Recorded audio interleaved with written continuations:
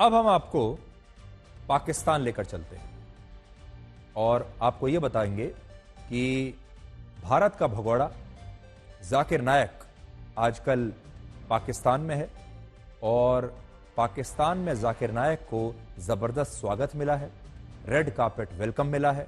पाकिस्तान के प्रधानमंत्री ने जाकिर नायक से मुलाकात की है और पाकिस्तान कैसे भारत के हर मोस्ट वांटेड आतंकवादी को, हर मोस्ट वांटेड व्यक्ति को, हर भगोड़े को कितनी इज्जत से अपने यहां खास मेहमान बनाकर मिलता है, आज देखने वाली बात यह है।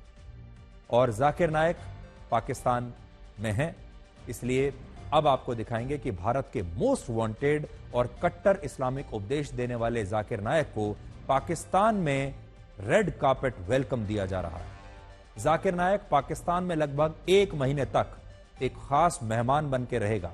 वो पाकिस्तान की संसद में भी जाएगा, वहां के प्रधानमंत्री शहबाज शरीफ से मिल रहा है। शहबाज शरीफ ने जाकिर नायक से मिलकर जाकिर नायक की खूब जमकर तारीफ की है। पहले आप ये जरा वीडियो देखिए और सोचिए कि पाकिस्तान में कैसे उसे खास मेहमान के तौर पर बुलाया गया है और पाकिस्तान के प्रधानमंत्री जाकिर नायक से मिल रहे हैं। तो अब आपने इस वीडियो में क्या देखा? पाकिस्तान के प्रधानमंत्री हैं शहबाज शरीफ, वो जाकिर नायक से मिल रहे हैं, उनकी तारीफ में कसीदे पढ़ रहे हैं, कह रहे हैं कि मैं आपके वीडियोस देखता हूं, उनके योगदान की तारीफ कर रहे हैं कि आपने इस्लाम के प्रचार और प्रसार में बहुत जबरदस्त योगदान दिया है और लगातार उनकी प्रशंसा कर रहे हैं। यह फर्क है ब्लैक एंड व्हाइट जैसा भारत और पाकिस्तान में।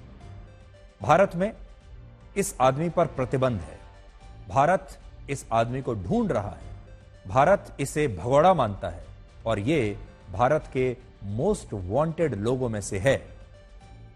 और पाकिस्तान भारत के इस भगोड़े को अपने देश में बुलाता है, रेड कार्पेट वेलकम देता है। पाकिस्तान के प्रधानमंत्री उसे बुलाकर उसके सामने उसकी तारीफ करते हैं, उसे विशेष मेहमान बनाकर 1 महीने तक पाकिस्तान अपने यहां रखेगा।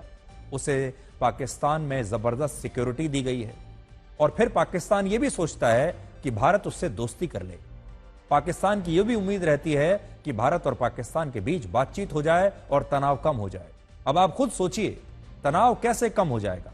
जब भारत के दुश्मन को पाकिस्तान अपना दोस्त बनाता रहेगा तो तनाव कैसे कम होगा? पाकिस्तान वो देश है जो भारत के हर दुश्मन और हर भगोड़े के स्वागत के लिए हमेशा तैयार रहता है। जाकिर नायक भी एक ऐसा ही भगोड़ा है, भारत का मोस्ट वांटेड है। वर्ष 2016 में जब भारत की सुरक्षा एजेंसियों ने जाकिर नायक के खिलाफ जांच शुरू की थी, तब वो भारत से भागकर मलेशिया चला गया था और अब वो मलेशिया का नागरिक है, मलेशिया में ही रहता है। मलेशिया ने भी वही काम किया जो पाकिस्तान कर रहा है, हमारे एक भगोड़े को अपने यहां शरण दे दी और अब जाकिर नायक खुलकर खुलेआम मलेशिया में रहता है और वहां से अपने वीडियोस बनाता है। 58 साल का जाकिर नायक 4 दिन पहले पाकिस्तान पहुंचा है, वहां उसका जबरदस्त स्वागत हुआ है और वो 1 महीने तक पाकिस्तान में एक खास मेहमान के तौर पर रहेगा और कराची, इस्लामाबाद और लाहौर जैसे शहरों में जाकर भाषण देगा। भाषणों में क्या कहने वाला है आप सब जानते हैं। पाकिस्तान ने जाकिर नायक को अपने यहां की सबसे उच्च श्रेणी की सुरक्षा दी है और उसकी सुरक्षा में पाकिस्तानी रेंजर्स को तैनात किया है। 32 साल पहले 1992 में भी जाकिर नायक पाकिस्तान के दौरे पर गया था। जाकिर नायक ने पाकिस्तान में एक अनाथालय का दौरा किया, लेकिन इस मौके पर जाकिर नायक की कट्टरपंथी सोच एक बार फिर पूरी दुनिया ने देख ली और उनकी इस कट्टरपंथी सोच की वजह से वहां एक नया विवाद भी खड़ा हो गया।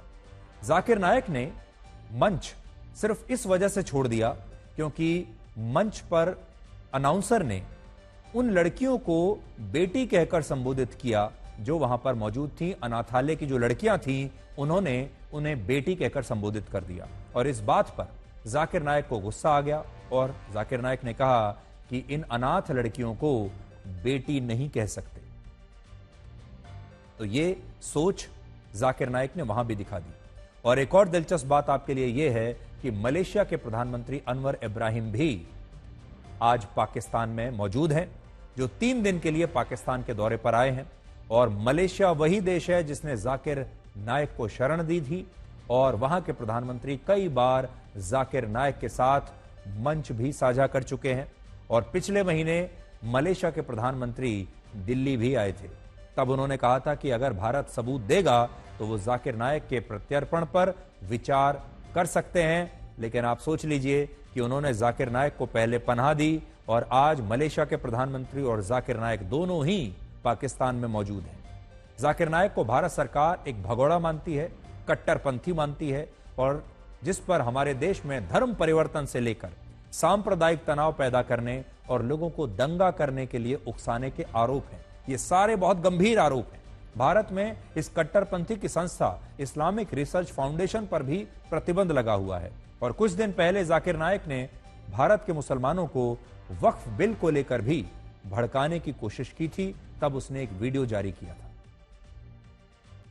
तो जाकिर नाइक रोका नहीं है, भारत ने उस पर प्रतिबंध तो लगा दिया, भारत ने उसे भगोड़ा घोषित कर दिया, भारत में उसके खिलाफ बहुत सारे केसेस चल रहे हैं, लेकिन जाकिर नाइक ने सुधरने का नाम नहीं लिया। अब भी वो वैसा ही जहर उगलता है जैसा पहले उगलता था और अब वो मलेशिया में बैठकर अपने वीडियोस बनाता है।